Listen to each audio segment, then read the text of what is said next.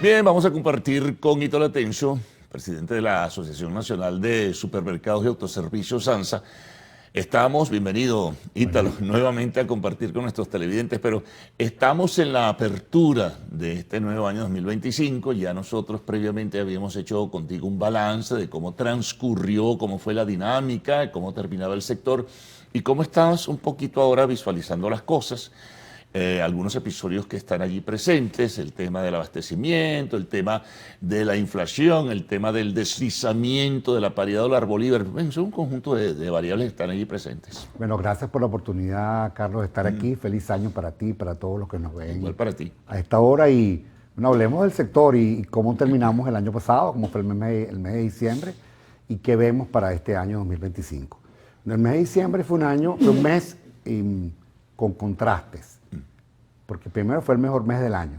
Siempre ha sido el mejor mes del año para los supermercados. Y fue similar en este mes de diciembre, Sí, que recién culminó. Fue el mejor del año y fue mejor que diciembre del año 2023.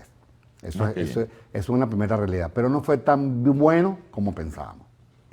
¿Qué significa eso? A ver, Bueno, cómo... significa que estimamos un crecimiento que no se dio en la misma cantidad que nosotros estimamos. Y además ¿La razón cuál sería? Yo creo que al final el venezolano primero compró distinto en esta temporada decembrina. Él jerarquizó sus compras, pero además compró de una manera más planificada, más programada. Y hubo cosas que el venezolano compró para cuando necesitaba. Ejemplo, pernil. Hubo pernil todo el mes de diciembre y hubo pernil todo el mes de noviembre. Pero las verdaderas compras se dispararon a partir del 17 y 18 de diciembre. Ah, fíjate tú que está lleno. O sea, no hubo alguna gente que compró antes, pero el venezolano compró en ese momento. Y eso pues hizo que el circuito logístico que se había preparado para unas compras un poco más rápidas, bueno, estaba preparado para a ver en qué momento el acelerador se apretaba. Se apretó la semana antes del 24 y después del 24, como es tradicional, pues el volumen bajó, la frecuencia bajó y terminó el año con un abastecimiento bastante bueno en relación a lo que nosotros esperábamos. De hecho, el 2 de enero hicimos una visita a varios supermercados y encontramos tres condiciones que vale la pena mencionar. La primera, abastecimiento general de productos perecederos y no perecederos. Segundo, a pesar que en Venezuela hay la costumbre que algunos proveedores, aliados comerciales se van de vacaciones, 20 de diciembre regresan 15 de enero. Sin embargo, había proveedores entregando ese día. O sea, gente que no se fue de vacaciones definitivamente. Gente que no se fue y probablemente entendió que había que entregar, había que trabajar. Entonces vimos supermercados abastecidos y proveedores entregando. Y lo tercero que vimos fue gente comprando.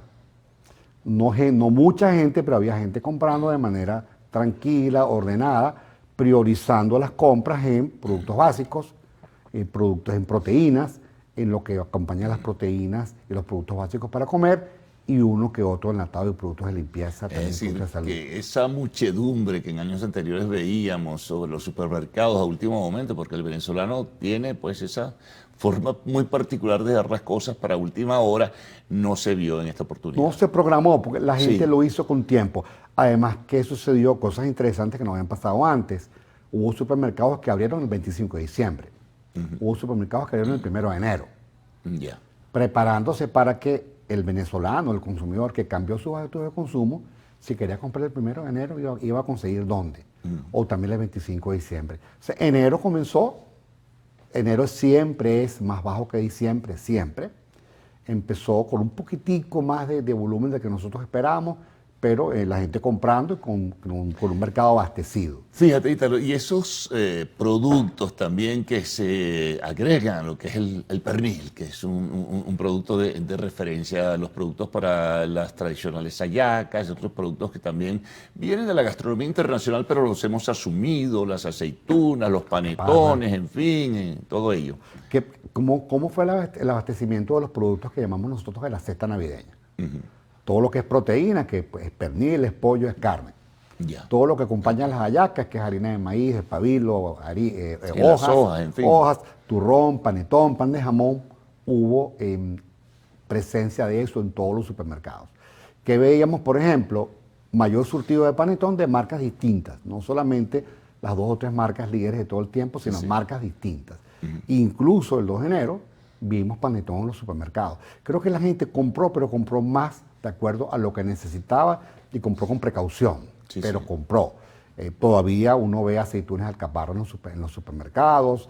Incluso el 29 de diciembre veíamos, a pesar de que ya la mayoría de las hallacas ya estaban hechas, pabilo y hojas de hallaca, creo que el venezolano se programó para comprar distinto. Y ese es un comportamiento que va a seguir en el tiempo. Ahora, ¿eso no tendrá que ver también, pregunto, con la reducción del poder adquisitivo del venezolano? Bueno, es que sin duda alguna, una de las deudas principales que hay es que el ingreso al venezolano mejore. Y si claro, si no, tú compras de acuerdo a tu capacidad. ¿Y qué vas a priorizar? Bueno, voy a priorizar primero alimentación, alimentos básicos, proteínas, otros de uso del hogar, lo que acompaña eso para comer, medicinas. Voy a priorizar y después voy a comprar lo demás. Claro. Y no voy a hacer como hacía antes, que hacíamos el mercado del mes, el mercado de la quincena, ahora compro 2 veces a la semana. Hago una primera compra y una segunda compra de reposición. El venezolano aprendió en pandemia y aprendió posteriormente por todo el tema de que el ingreso tiene que mejorar. Eso es uno de los temas pendientes que tenemos. Vamos a hacer una pausa ahí, vamos a regresar enseguida con Ito Latencio, presidente de la Asociación Nacional de Supermercados y Autoservicios, ANSA.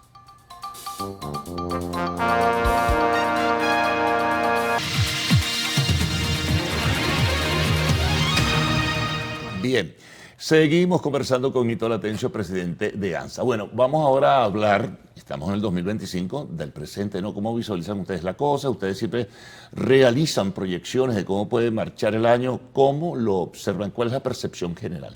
Nosotros este año lo dividimos en 4 trimestres. Y estimamos primero que el año va a tener un crecimiento económico en el Producto Interno Bruto, un crecimiento económico ligero. Va a crecer. Alrededor del 3% podría estar creciendo. ¿Eso pudiera ser por qué, Ítalo? Ese crecimiento, yo creo que además la economía ha venido... Ahora la tensión política un tanto. ¿Eso puede contribuir? Eso impacta, pero hay un tema además mundial en relación al crecimiento económico. Y por otro lado, para que haya un crecimiento económico mayor, tiene que haber algunas actuaciones de los actores económicos y del sector privado, que lo han venido haciendo, pero que todavía el acelerador no se aprieta suficientemente porque hay que resolver 3 temas primordiales. Por un lado, el tema del ingreso. Sí, lo que hablábamos antes, ¿no? El poder adquisitivo. El poder adquisitivo. Y segundo, la carga fiscal sobre las empresas. Si la carga fiscal sobre las empresas es menor, la empresa puede entonces hacer esfuerzos distintos para crecer, para ofrecer al consumidor productos y servicios distintos. Este tema de la carga fiscal tiene que ser disminuido.